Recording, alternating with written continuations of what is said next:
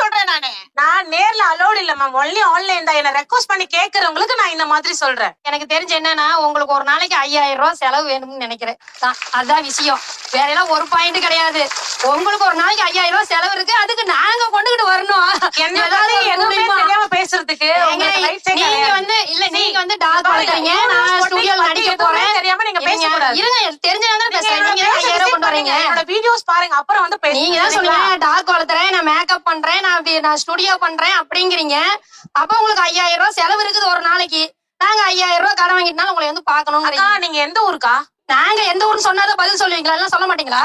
அப்படி இல்ல, ஏன்னா நீங்க என்ன பத்தி எதுவுமே தெரியாம பேசிட்டு இருக்கீங்க. நீங்க தான் சொன்னீங்க 5000 ரூபாய் கொண்டு வந்தீங்க. அப்ப உங்களோட தேவைன்னா நாங்க 5000, உங்களுக்கு ஒரு நாளைக்கு 5000 ரூபாய் தேவை இருக்கு, நாங்க வாங்கிட்டு வரணும். நான் என்ன பாயிண்ட் ஆஃப் வியூல சொல்றேனே உங்களுக்கு புரிய மாட்டேங்குது.